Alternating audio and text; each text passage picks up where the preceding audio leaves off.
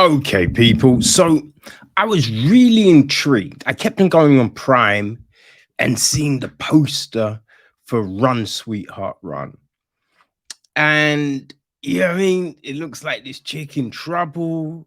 And it looked like it was gonna be one of those suspense, intense thrillers. So I was like, you know what? Yeah, I'm gonna give that shit a look, right? It is directed by Shana Feste, who co-writes along with Keith Joseph Adkins and Kellee Terrell. The film is produced by Fest, um, Effie Brown, Jason Bloom, Brian Kavanagh Jones, co-produced by Jennifer Scudder Trent, executive produced by Jeanette Volterono,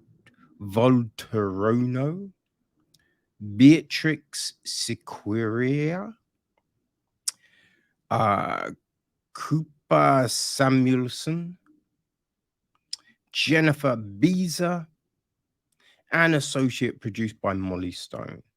Music is from Rob, aka Robin Kudert,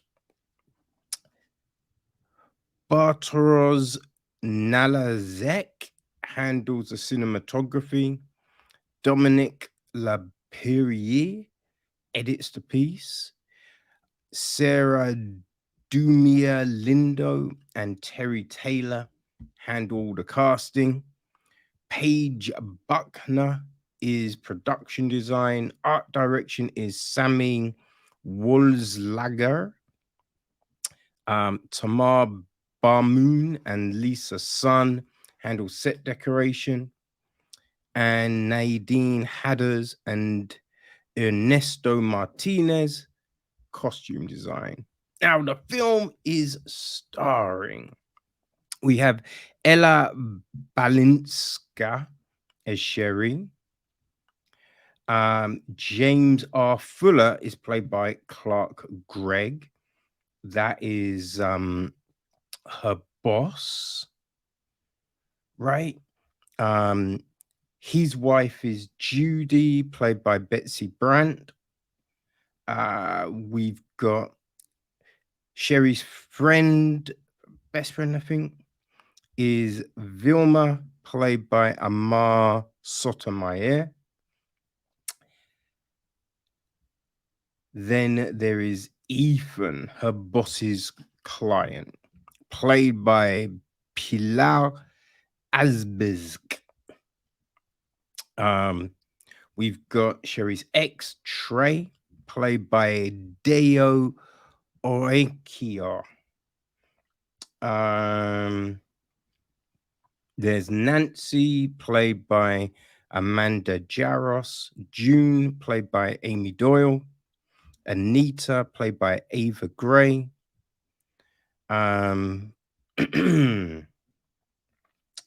We've got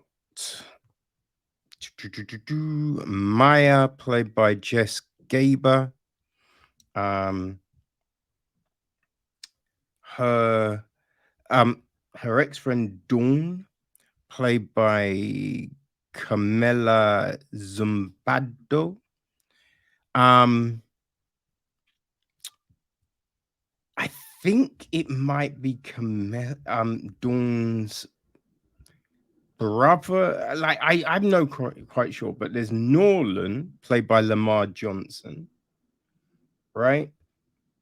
Actually, Norland might be related to Trey. I'm not sure. There's no real explanation around Norland. You know what I mean? We got Michelle, played by Gigi Zumbada, and Raven, played by Tierra Buck. Who else do we have?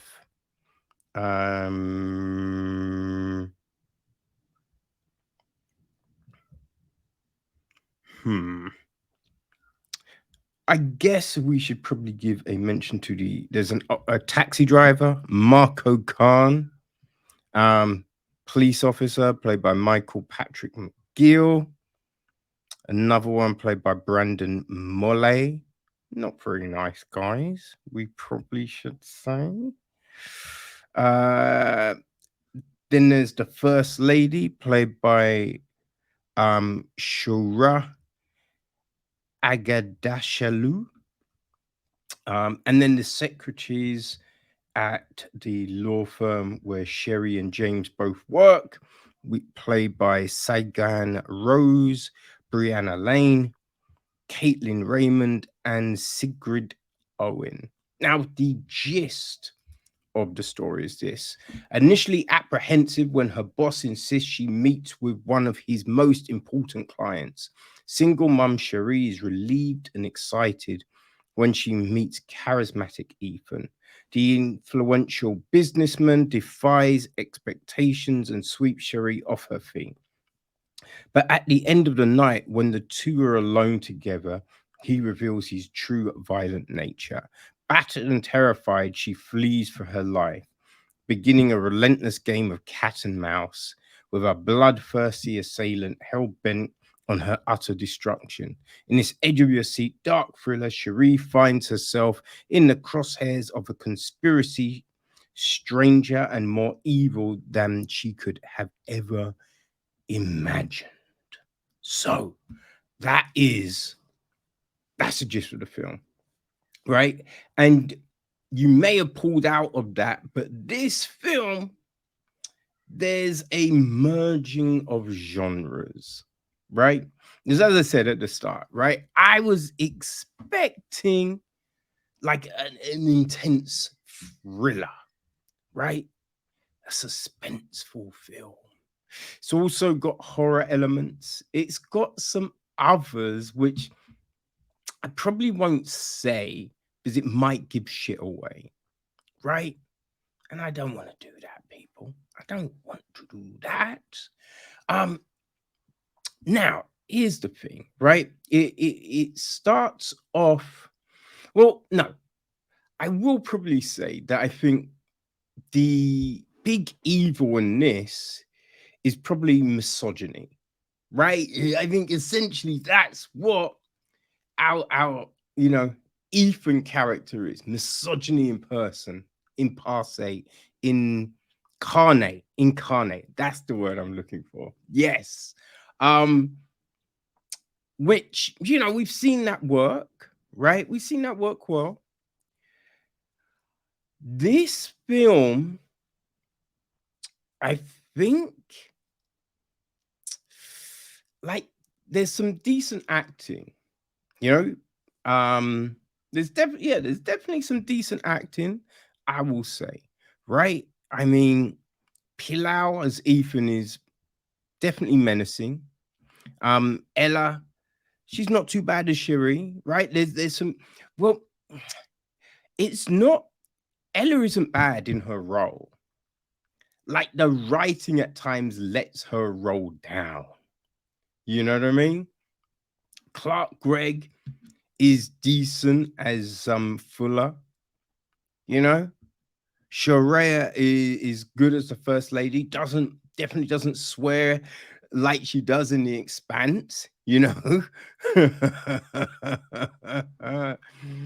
Right, but as I said, there's issues with the writing here, right? Because we learn at the beginning that Cherie's a secretary, but she's going to uni to become a lawyer, right? So she's smart, and it starts off with her getting gaslit about a supposed mistake, right? Now, in all of this, like, we're told her and James are real good friends, but the way he talks to her at the beginning, that's some messed up shit, right? That's not how a friend would talk to you. So it does then question her reliance on him later in the film. right? Why you would even go near someone who treated you in a certain way, you know? Which I think is a big thing because it's like you've got this intelligent woman, but who doesn't necessarily always act in that fashion. Right now, obviously, right? This is a crazy situation, right? She's in. So, yeah, there's things that will happen, right? You're not thinking straight, but she's going on this work situation, right? Going on this work meeting, which, firstly, you kind of go to yourself, why are they meeting at dude's house? Right? You'd think they would meet at the restaurant, right? You're not going to the house first. That's just weird. And it's the way she reacts when she first meets Ethan, because it's like, oh my God, he's so attractive. Like, there's this, like, what? And it's like, wait, she hasn't met an attractive man. You know what I mean? It was a weird reaction. Now, you could have had while they're at dinner and they're talking, and it's like, oh my God, he's asking me questions. Like he's being attentive, he's being nice. This is different. Man, I can't remember the last time someone did like that kind of reaction. Boom. I get. But the way she acts when the door opens, you're just a bit like, I don't know, man. That does not sit right. Right? Doesn't sit right. That whole thing, you know? Because it's like she's making these really weird decisions. She's got a little baby at home and she's doing these crazy things. Right? She's always talking about being taken seriously and getting promoted at work and all of this. So you would then assume to yourself, right? She ain't gonna mess around with a client, right? Obviously, she ain't messing with a client because that's not gonna look good at work. You know what I mean? You keep working that shit separate, right? It's odd. The other weird thing, we have her on a period. That's not the weird thing. But I kind of feel now, look, obviously, I'm not a woman. You know what I mean? But I kind of feel that most women probably know when they're due on, right? When their period is coming. Now, these things can definitely get thrown off, but where you might be like, yeah, I think I'm due soon. If you don't already have shit in your bag, you're gonna put something in your bag, right? Whether it be a tampon, a pad, who gives a fuck, whatever it is, you're throwing something in your bag just so in case it comes on, you know what I mean? While you're out, you've got something. So it's a little bit odd that she has nada, nada, you know? That seemed a bit like, really? Really? And then the whole incident with her daughter and the tampon, you're just like, I mean, that's very, what's the word I'm looking for? Convenient. Yes, convenient. There's a few convenient things, like the dog, right? Is very convenient. There's so many of those. Like the girl at the party, all of these things that, you know, don't quite add up, right? And she is told, yo, y'all need to run, right? But she often goes to places where there's not necessarily alternative exits, which makes no real sense. No real sense, right? The film does have some twists in it, not twists essentially that will make you go like, but twists in the genre type of the film, let's just say, which you kind of think to yourself, all right, if this is what now we're saying it is she ever getting like? Surely she shouldn't be able to get it. You know what I mean? You're like, it makes a chase pretty much null and void, right? It just seemed a bit weird. We have these moments in the film, it seems, where they're breaking the fourth wall. Or is it the fifth wall? It's one of those walls, right? Like they're going to the viewer.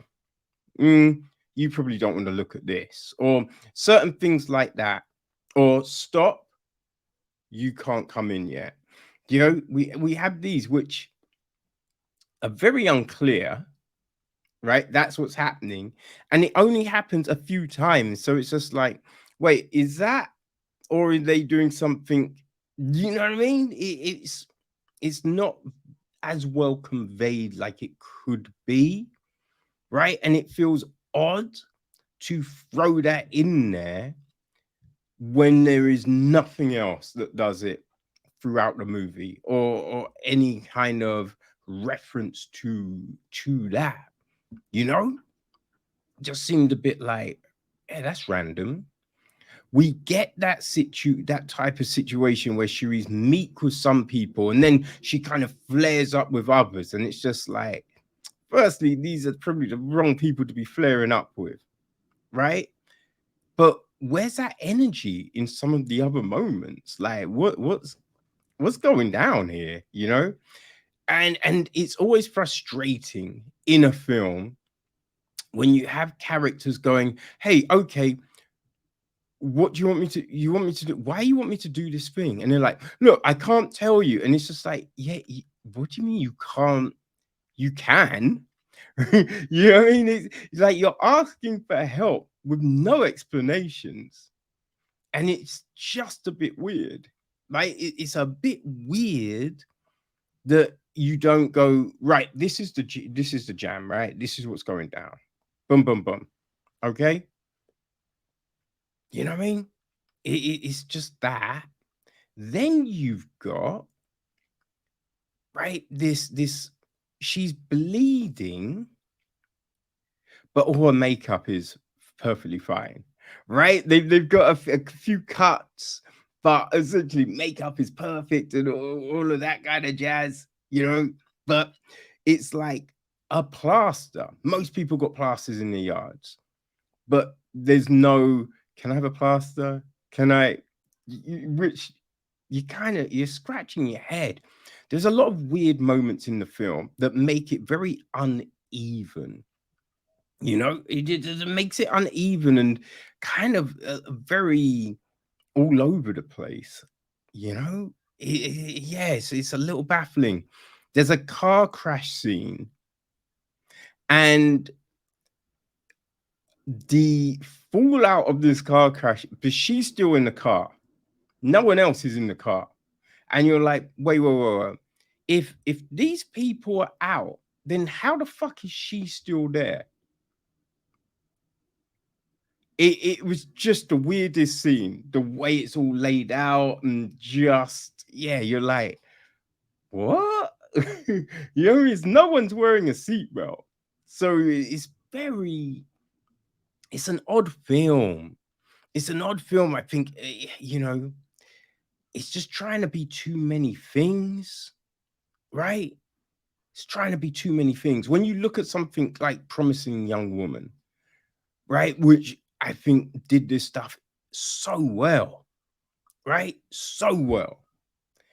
This doesn't quite match up, right? Doesn't quite match up, which is such a shame, because I was definitely, you know what I mean? Like, ooh, what's going down here? But yeah.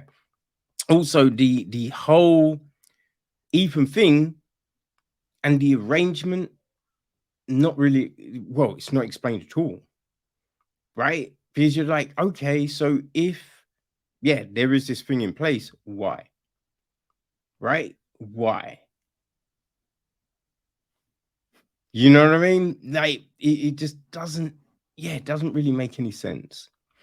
And it's, one thing that bugs me is just like, okay, I'm gonna give you some really vague information. No one else is here, and I could tell you more, but I'm not gonna tell you more. I'm just gonna be really vague and hand you some paper. When it's just like you could have said a lot more in that moment, right?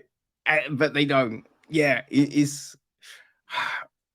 I can see what they're trying to do with this film, and look, I commend the effort. We got some very good performances and stuff like that. The script just doesn't do the actors and actresses enough justice, I feel, you know? And I think where they want to throw in these twists and turns, it doesn't necessarily work. But if you do like a suspenseful film, maybe it could be your thing, right? Maybe it could be your thing. So yeah, Run, Sweetheart, Run. It is on Prime Video right now.